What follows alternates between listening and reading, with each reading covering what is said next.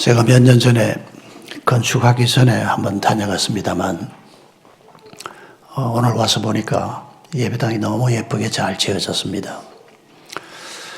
공짜는 없지 않습니까? 이런 예쁜 예배당에 다니려고 하면 고생을 함께 하지 않으면 안 됩니다. 저도 한 40년 목회하면서 2번 건축을 했습니다. 우리 김 목사님하고 함께 섬겼던 샘물교회 때 건축을 한번 했고, 그리고 또 마지막 섬겼던 교회에서 또 한 번 건축을 해봐서 건축의 어려움이 뭐며, 또 건축의 약점이 뭐며, 또 건축 이후에 어떤 일들이 벌어지는가를 이론으로만 들은 게 아니라 실제 몸으로 많이 경험을 했습니다. 오늘 짧은 시간이지만은 우리가 어떻게 하면 현실의 삶에서 하나님이 약속하시는 승리하는 그리스도인이 될 수 있을까라는 주제와 함께, 또 어떻게 하면 우리가 오늘만이 아니라 미래를 담아내는 교회가 될 수 있을까? 오늘 우리끼리 재미있게 즐겁게 신앙생활을 잘하면 좋은데, 그러나 교회는 한 세대를 위해서 세워진 게 아닙니다. 에베소 교회가 언제 세워졌습니까? 2000년 전에 세워진 교회입니다. 근데 오늘도 우리가 에베소 교회 얘기를 하는 이유가 뭐겠습니까? 하나님께서 에베소 교회에 주신 말씀과 믿음과 가르침을 가지고 2000년이 지난 지금까지도 교회가 영향을 받고 있다는 얘기입니다. 다르게 표현하면 에베소 교회는 2000년을 담아낸 교회라는 뜻입니다. 아니 2000년 뿐이겠습니까? 예수님이 언제 오실지 모르지만은 3000년, 4000년을 담아내는 교회가 되어야 한다. 그게 성경의 가르침입니다. 여러분, 어떻게 이 일이 가능할까요? 현실에서는 건축을 하면서 힘이 드니까 지치게 됩니다. 그리고 분쟁도 생깁니다. 교인들 사이에서도 분쟁이 생기고, 리더십과 교인들 사이에도 분쟁이 생깁니다. 어떤 목사님들은 건축을 끝내고 난 다음에 나는 이제 내 목회에서 할 일 다 했다, 이러는 사람들이 있습니다. 잘못 생각하시는 겁니다. 건축이 우리의 마지막 목표가 아닙니다.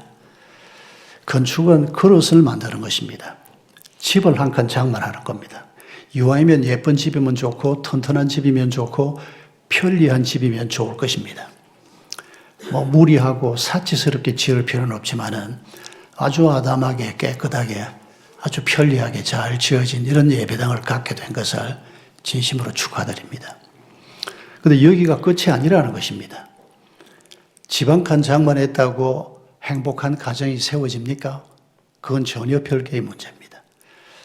어떻게 하면 오늘 우리가 이 교회를 출입하면서 이 교회 공동체를 통해서 하나님이 공급하시는 믿음과 은혜를 덧입고 나의 현실의 문제를 극복하는 사람이 될 수 있을 것이냐? 그거 흘려보내지 않는 예배당이라면 그 예배당은 건물이 아무리 좋아도 쓸모가 없게 되는 것입니다. 그리고 나아가서 우리의 다음 세대, 그 다음 세대까지 남겨줄 신앙의 유산, 우리 아이들도 우리의 손주들도 목숨 걸고 이 복음을 내가 지켜야 되겠다, 그렇게 생각될 신앙의 유산을 우리가 어떻게 물려줄 것인가? 여기에까지 생각하지 않으면 집 한 칸 지어놓고 우리는 할 일 다 했다, 전혀 하나님의 마음을 모르는 말입니다. 그런 관점에서 우리가 에베소 교회를 잠깐 생각하려고 합니다. 여러분, 에베소서는 편지입니다. 누가 누구에게 보낸 편지입니까? 하나님께서 감옥에 있는 바울을 시켜서 에베소 교회 성도들에게 보낸 편지입니다. 1차로는 에베소 교회 성도들이지만 조금 넓혀서 말하면 1세기의 모든 교회 앞에 보낸 편지입니다. 그리고 더 넓혀서 말하면 1세기 그리스도인들만이 아니라 모든 그리스도인들에게 보내는 편지가 바로 에베소 편지입니다. 이 편지의 첫 번째 목적이 뭘까요?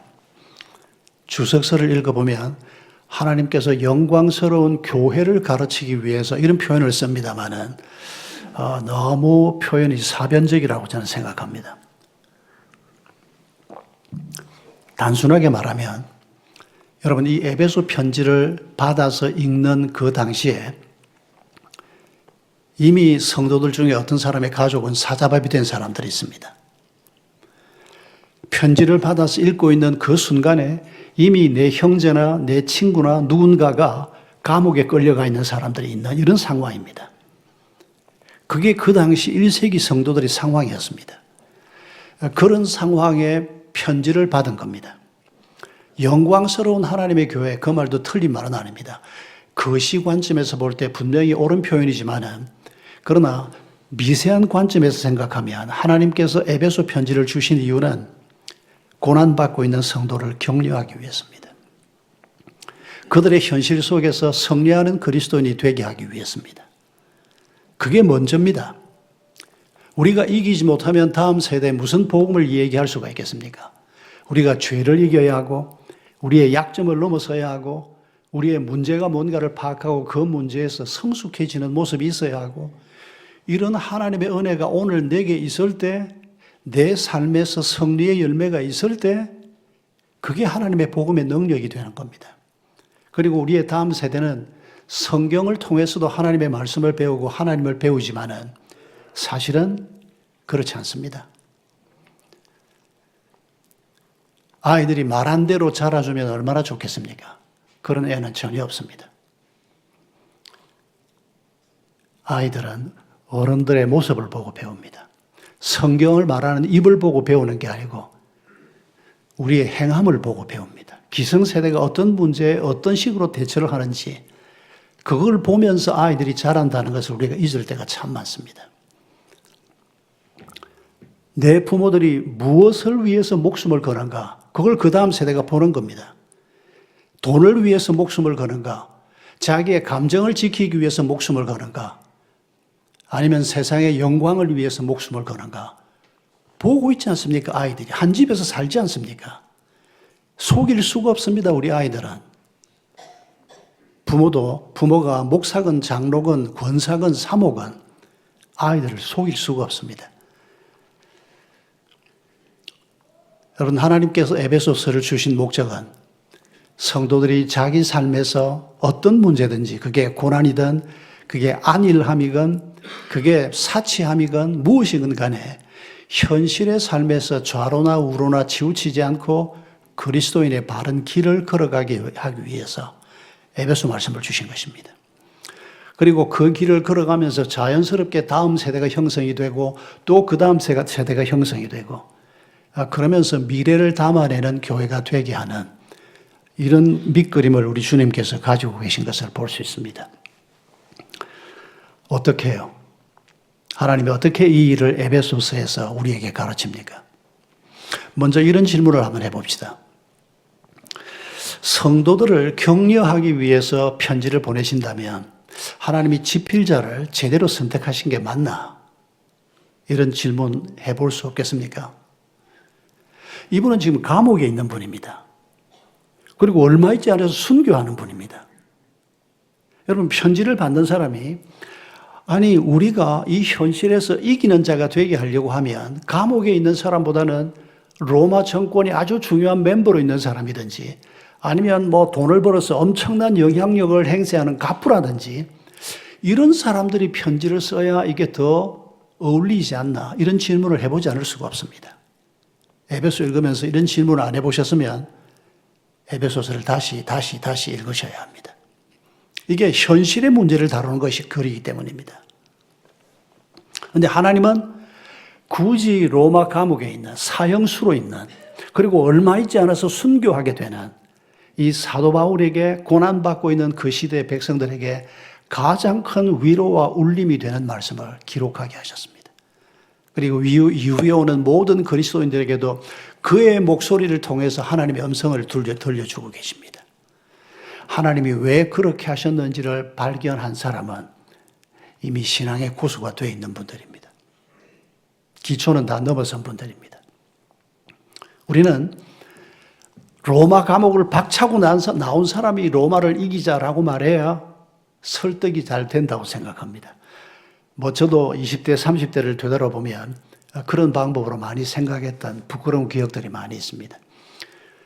좀 파워 있는 사람, 유명한 사람, 이런 사람들이 나서서 그리스도가 이런 분이다, 하나님이 이렇게 행하신다라고 말해야 설득력이 있다고 생각할 때가 참 많았습니다. 근데 세월이 지나면서 그게 아주 틀리진 않았지만은 약점도 많다는 것을 발견을 하고 조심조심 사람들을 세울 때도 유명한 사람 세웠다가 낭패를 본 적이 참 많았습니다. 분명히 그때는 은혜 충만한 사람이었고 그때 그 사람이 나서서 얘기를 하면 정말 많은 사람이 격려를 받는 이런 일들이 있었는데 유명하니까 얼마 안 있으면 이 사람이 사건의 연루가 돼서 피의자가 돼서 언론에 나오고 이런 일들을 한 두어 번 경험하고 나니까 사실은 그분이 사건의 연루가 돼서도 큰 문제는 없는 분이라는 걸 난 알고는 있었습니다.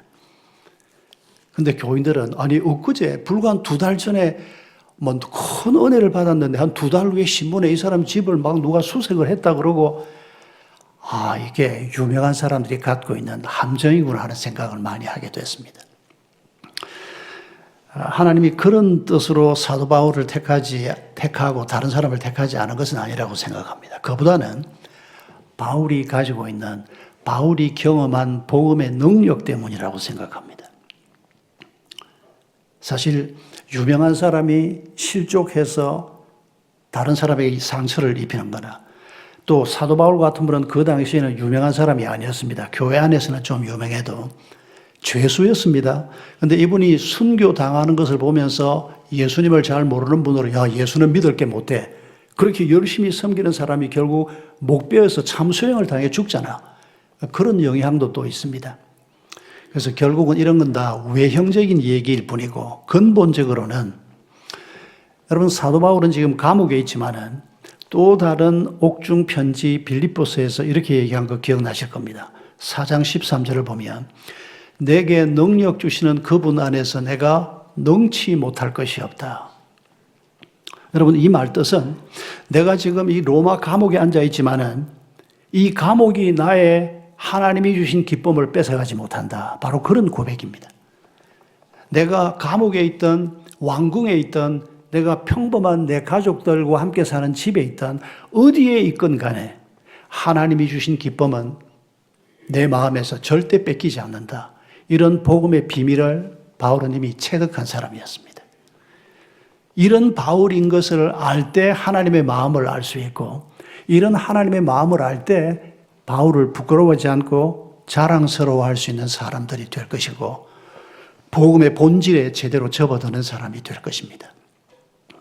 그래서 사실은 지필자에 대한 바른 이해가 하나님의 말씀을 바르게 깨닫는 가장 중요한 지름길이라는 것을 알 수가 있습니다. 예수님께서는 마태복음 10장 16절에서 제자들을 세상 속으로 보내시면서 이런 말씀을 하셨습니다. 내가 너희를 세상에 보내는 것이 양을 이리떼 속으로 보내는 것 같아. 참 기가 막힌 말씀을 하셨습니다.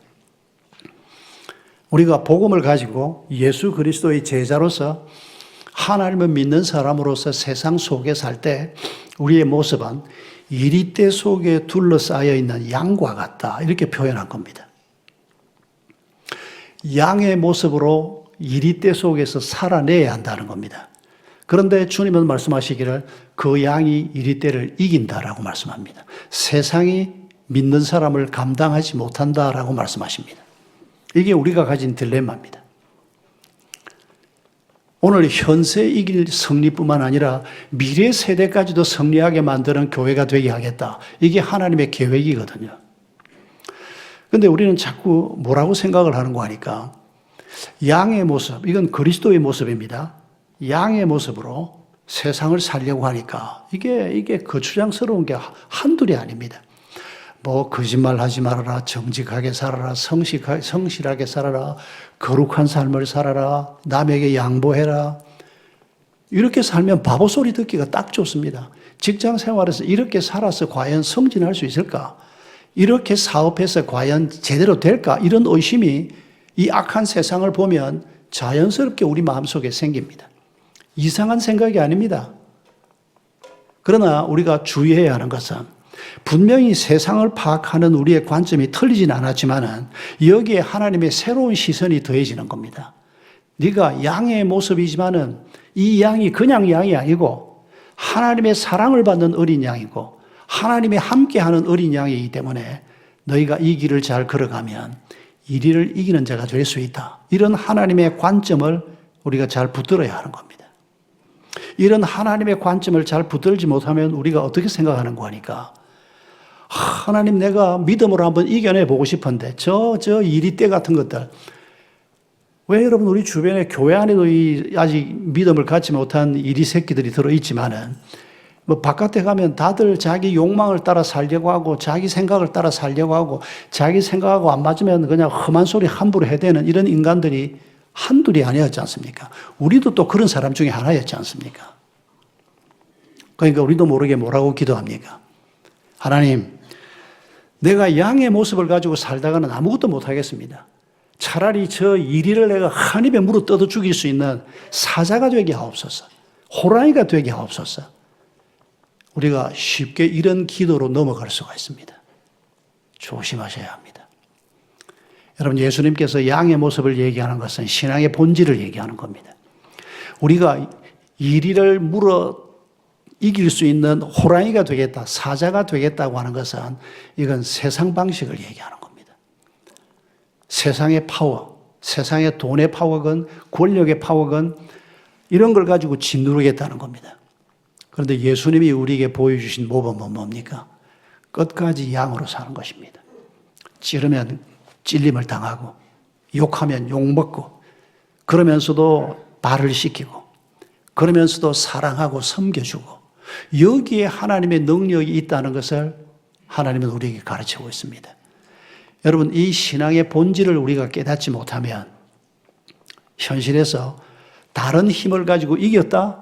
그건 진정한 승리가 아닙니다. 극복하는 게 아닙니다. 오히려 세상 속으로 묻혀 들어가는 겁니다. 역사 속에서 그런 인물들이 참 많았습니다. 돈 중요합니다. 돈 없으면 건축을 어떻게 하고 돈 없으면 애들은 어떻게 키우고 돈 없으면 노후를 어떻게 살아내겠습니까? 그거 중요하지 않다고 얘기하는 것은 동의하지 않습니다. 그러나 여러분, 그보다 더 중요한 가치가 있다는 것을 우리가 기억해야 합니다. 그걸 하나님께서 우리에게 가르쳐 주는 겁니다. 여러분, 에베소서는 고난받고 있는 성도들이 현실을 이기게 하기 위해서 그리고 현실을 이기는 정도가 아니라 미래까지도 담아내는 교회와 가정이 되게 하기 위해서 하나님이 주시는 선물 얘기로 가득해 있다. 이렇게 보셔도 틀림없습니다. 그 첫 선물을 우리가 오늘 읽었습니다. 뭐 이후에도 아름다운 말씀들이 너무 많이 나옵니다만은 여러분, 이 편지 첫 부분에서 하나님께서 얘들에게 내가 뭘 주면 내 자녀인 얘들이 넉넉하게 자기 문제들을 이겨내고 자녀들과 함께 손주들과 함께 또 그 다음 세대와 함께 이 험한 세상에서 그리스도인의 길을 갈 수 있을까? 오늘 본문에서 뭘 말씀하시나 잘 보십시다. 두 가지 말씀을 하십니다. 4절에서 우리가 어떤 존재냐를 얘기합니다. 4절에서 창세전에 하나님께서 우리를 택했다고 말씀하십니다. 여러분, 이 말씀의 의미를 우리가 깊이 묵상하고 이 말씀 속에 담긴 하나님의 마음을 내가 느낄 수 있어야 합니다. 여러분은 여러분 자신을 지금 생각할 때 어떻게 평가하고 있습니까?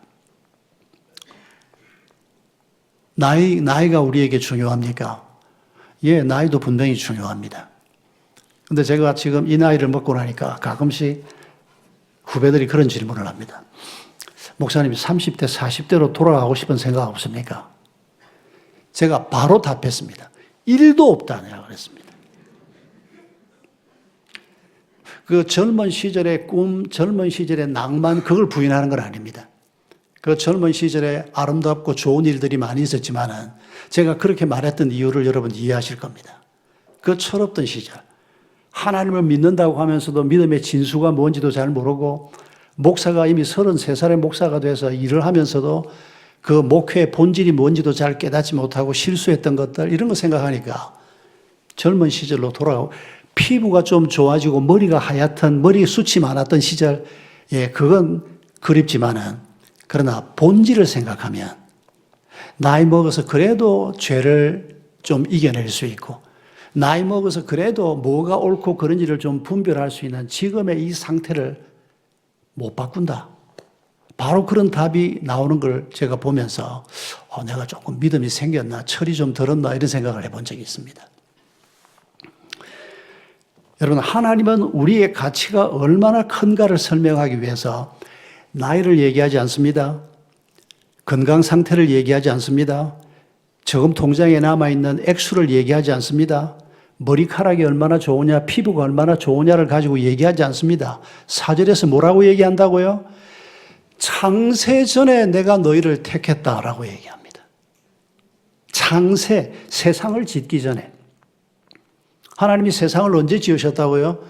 현대과학은 말하기를 139억 년 전인가 지었다고 얘기합니다. 이건 그야말로 추론입니다. 아무도 듣고 본 바도 없으면서 과학자들이 열심히 추론해서 우리도 무시할 수는 없습니다. 꽤 설득력이 있기 때문입니다. 그런데 하나님은 우리를 언제 지었다고요? 그게 139억 년이든 159억 년이든 상관없습니다. 하나님이 태양을 만들기 전에 김아무개, 박아무개 당신을 택하셨다는 겁니다. 여러분, 이게 어떤 얘기입니까, 도대체?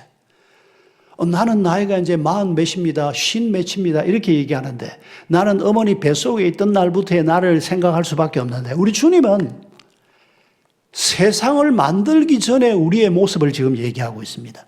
이게 뭔지는 잘 모릅니다. 어떤 성경학자도 풀이해낼 수가 없습니다. 하나님이 그때 우리를 이미 창조해서 어디다 두었다가 세상에 보냈다는 것인지 설명은 구구합니다만은 명확한 것은 하나님이 태양과 달을 만들기 전에 우리를 알고 계셨고 우리의 얼굴을 알고 계셨고 이름을 알고 계셨고 어디에서 살아야 할 것인가를 알고 계셨고 누구의 와이프가 되고 누구의 남편이 돼서 살아야 할지를 하나님이 알고 계셨다는 말씀입니다. 여러분, 이 귀지를 죽는 날까지 잊지 마십시다.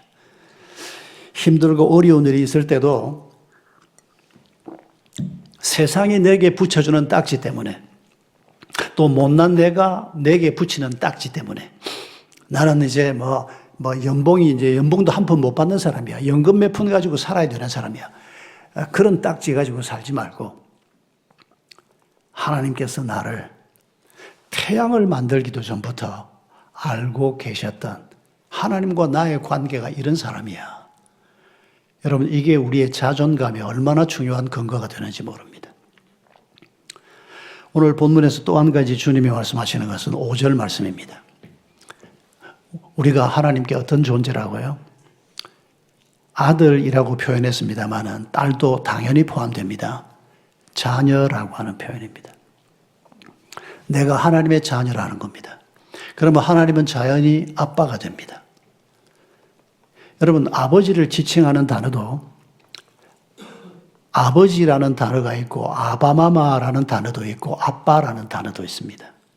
저는 제가 어릴 때 제 아버지가 19살에 돌아가셨는데 한 번도 제 아버지를 아빠라고 불러보질 못했습니다. 그때는 아빠라고 하는 단어가 있는 줄도 몰랐습니다. 내 친구들한테 물어봐도 아무도 지 아빠를 아빠라고 부르는 친구는 내가 아는 한은 없었습니다. 그냥 다 아버지였지. 그래도 아바마마보다는 좀 낫지 않습니까? 이 아바마마는 분명히 내 아버지를 뜻하는 표현인데 이 단어 속에는 차가운 바람이 붑니다. 피냄새가 납니다. 이게 하나님이 가장 소중하게 허락하신 가족 관계보다 권력의 영향이 더 컸기 때문입니다. 그 이름이 바로 그걸 표현하는 겁니다. 그런데 하나님께서는 자기를 아바마마라고 부르라 그러지도 않고 아버지라고 부르라 그러지도 않고 아바 아버지라고 부르라고 얘기합니다. 이 아바 아버지라고 하는 표현이 오늘 우리말로 정확하게 아빠라는 표현입니다. 여러분, 하나님을 생각할 때 어떻게 느껴지십니까? 예배에 와서 눈을 감고 앉으면 오늘 내가 예배 안 왔으면 하나님이 또 예배 안 왔다고 나를 족쳐서 그냥 예배도 안 오고 내 친구들 만나러 왔으면 차가 가다가 트럭에 깔려서 그냥 우리 집사 하나가 예배 마치고 난 다음에 그런 얘기를 하는 걸 듣고 제가 그때 가슴이 썰렁했던 기억이 납니다. 이 초신자들이 이런 기도를 하는구나.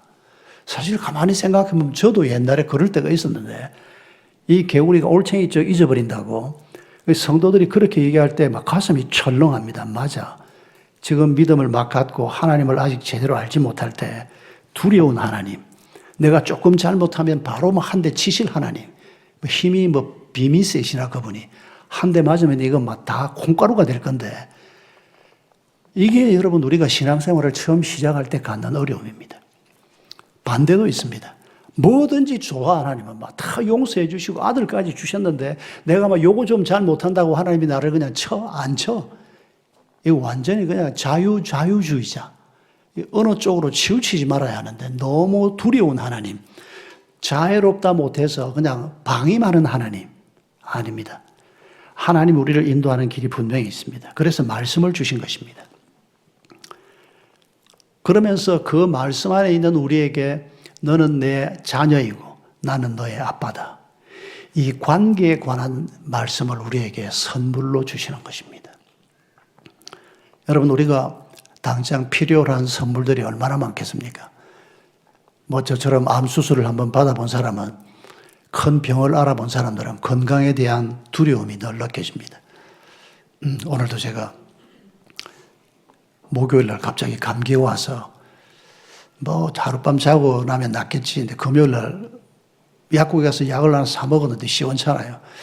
그래서 아이고 이 주일 날 성동교회 와서 설교를 3번이나 해야 되는데 싶어서 토요일 날 병원에 가서 우리 장로님한테 설명을 하고 하루라도 반짝할 수 있도록 좀 해보라 그랬더니 링겔을 꽂아놓고 목사님 뭐도 들어갑니다 그랬더니 어제 저녁에 대구 도착했을 때부터 좀 상태가 좋아지기 시작했습니다. 그래서 지금 목소리가 약간 간 이유는 감기 때문입니다. 제 목소리가 이보다 훨씬 좋습니다. 암을 앓고 나니까 죽는 것은 우리가 믿음이 있으면 그렇게 두려운 일은 아니지 않겠습니까? 여기보다 너무 좋은 영광스러운 그 집으로 가는 건데 죽음 자체는 두렵지 않은데 이 죽는 과정이 문제입니다. 그래서 건강을 위해서 기도하는 가장 중요한 이유는 주변 사람들에게 너무 패기치지 않았으면 하는 겁니다. 건강하게 있다가 9988 그 뒷말은 생각이 안 납니다. 한 9988하게 살다가 2, 3주 병원에 이런 말이었죠. 그게 절실하게 느껴집니다. 저도 암 수술 받기 전까지는 감기도 한번 안 한다고 할 정도로 아주 건강했는데 결국 나이가 드니까 그런 일이 생기고 이제 그런 염려가 되는 겁니다. 아프면 옆에서 옆에 있는 사람이 얼마나 고생을 합니까? 다 건강하시기 바랍니다. 정말 9988 234 2, 3일 앓고 사망한다. 2, 3일은 좀 짧긴 짧습니다만 한 2, 3주라도 괜찮은데 나를 위해서가 아니고 물론 나를 위한 기도도 포함되어 있습니다. 혹시 죽는 순간에 너무 고통스러워서 그걸 이기지 못하면 그것도 큰일 아니겠습니까? 평생 믿음으로 살았는데 이런 마음 가지고 우리가 남은 길을 가되 건강도 필요하고 어느 정도의 돈도 분명히 필요합니다. 자녀들의 성공도 우리에게는 참 절실한 문제입니다. 그 성공이 꼭 세상의 성공을 얘기하는 건 아니라는 걸 여러분이 아실 겁니다. 저는 우리 자녀들의 성공은, 저도 아이가 셋입니다. 딸, 아들 셋인데 아이들이 믿음 안에서 행복하게 사는 것이 성공이라고 생각합니다. 믿음 벗어나면 아무것도 아니지 않습니까? 믿음 안에서 얘들이 어떻게 하든 하나님과의 관계를 잘 맺고 자기 길을 잘 발견하고 믿음의 배우자들과 행복하게 살면 그러면 그 믿음이 또 다음 세대에 전수될 수 있다고 생각합니다. 여러분 이런 필요한 것들이 많이 있지만은 그 중에 가장 본질이 되고 가장 필요한 것이 하나님을 아빠로 모시고 내가 그분의 아들, 딸로 살아가는 관계라는 것입니다. 여러분 이걸 우리가 절대 잊지 말아야 합니다. 1937년부터 하버드 대학에서 아주 재미있는 실험을 무려 75년 동안 계속한 실험이 하나 있습니다. 보스턴에 있는 하버드 대학 3학년 학생들 절반, 그리고 그 지역에 있는 18, 19짜리 청년들 절반에서 725명의 표본을 뽑았습니다. 전부 남자로만 뽑았는데 그 이유는 여성들은 접촉이 그때만 해도 쉽지 않았을 것이라고 생각됩니다. 그러니까 하버드 대학 학생들은 아주 똑똑한 학생들이고 출세할 가능성이 높은 학생들이고 나머지 사람들은 그 주변에 살고 있는 빈민촌 청년들도 있었고 일반적인 사람들이었습니다. 이 연구의 목적이 뭔가 하니까 75년 동안 학자들의 이론을 연구한 게 아니고 이 727명의 청년들이 평생 동안 75년 연구 끝났을 때 8명 살아 있었습니다. 전부 90대였습니다. 이 사람들이 실제로 언제 무엇 때문에 행복했는가 하는 것을 연구하는 것이었습니다. 이런 조사가 이전에 없었습니다. 이렇게 긴 시간 동안 많은 사람, 다양한 사람을 데리고 다 생략하고 여러분이 자세히 들어보고 싶으면 유튜브에 검색하시면 됩니다. 하버드 대학 행복연구 치면 주임 교수가 몇 년 전에 그걸 발표한 발표문이 나오는데 꽤 깁니다. 한국말로 더빙된 걸 제가 직접 다 들어봤습니다. 재미있는 얘기가 그 속에 많이 나오는데 오늘은 결론만 제가 말씀드리면 누가 행복했냐? 여러분 하버드 대학 학생 중에서 나중에 미국 대통령 된 사람이 한 사람이 있습니다. 존 F 케네디가 바로 그 사람입니다. 그때 당시에 하버드 대학 3학년이었습니다. 그리고 이 연구에 스스로 참여를 했습니다. 이 사람들 연구는 어떻게 했는가 하니까 이제 이 사람들이 사회생활을 시작하면 이제 본인도 계속 그 심층 취재를 받습니다. 1년에 한 2차례씩 뭐 어느 직장에 가게 됐고 어떤 일을 하고 있고 만족도는 어떻고 그리고 이 사람들 허락을 받고 주치하고도 계속 연락을 합니다. 이 사람이 금년에는 병원에 몇 번 왔다 갔고 어떤 치료를 받았고 그리고 이 사람들 허락을 받고 주변에 가까운 친구들 연락처를 다 받습니다. 주변에 이제 직장 동료들한테도 묻습니다. 당신 친구 아무개가 언제 행복해 하더냐? 무엇 때문에 행복해 하더냐? 결혼하고 난 다음에는 배우자들에게 묻습니다. 아이들이 자라서 말하기 시작하면 5살 꼬마, 7살 꼬마, 10살 꼬마들한테 아빠가 언제 행복하더냐? 이걸 75년 동안 계속한 겁니다. 누가 행복했을 것 같습니까? 대통령이요. 가장 불행한 사람 중에 한 사람이었습니다. 여러분, 이 연구 결과는 의외로 단순합니다. 평생 동안 좋은 관계를 잘 맺으면서 산 사람이 행복하더라가 결론입니다. 그 관계가 뭐냐? 첫 번째는 가족 관계입니다. 부부 관계, 자녀들과의 관계, 가까운 평범한 사람이라도 가까운 주변 사람들이 그래도 얼마간 있지 않습니까? 이 사람들과 좋은 관계를 잘 맺은 사람들이 인생의 어려움은 다 만납니다. 그런데 좋은 관계 속에 있는 사람들은 어려움을 만났을 때도 쉽게 그 어려움을 극복하더라는 겁니다. 안 싸운다는 얘기가 아닙니다. 부부가 다투기도 하지만은 그래도 서로 격려하는, 서로 믿어주는 이 부부는 치매도 비교적 늦게 온다. 그리고 좋은 일이 생기면 뭐 내가 성질을 했어. 그러면 주변 가까운 사람들이 야 정말 좋은 일이라고 함께 기뻐해 주면 뭐 기쁨이 3배, 4배가 되는 겁니다. 좋은 일이 생겼어. 그런데 이혼한 지가 벌써 7년입니다. 자식들 얼굴 못 본 지는 벌써 4년, 5년 됐습니다. 오히려 좋은 일이 생겼는데도 그날 술이 떡이 되도록 먹고 그냥 뻗어버리는. 여러분 이게 뭘 의미하는 거냐 그 말입니다. 관계라고 하는 것이 우리 삶에 보이지 않지만은 이렇게 중요한 건데 그래서 그런 표현도 나옵니다.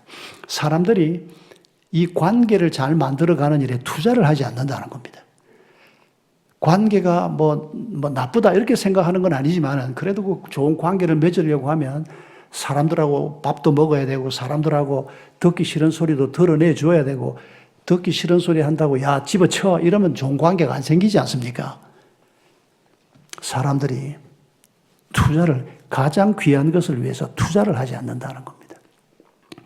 그리스도인들은 이 연구의 결과를 들으면서 결정적인 게 빠져 있다는 걸 우리가 알 수 있습니다. 하나님과의 관계가 그 속에 포함되지 않으면 인간관계를 가지고는 부족한 게 너무 많습니다.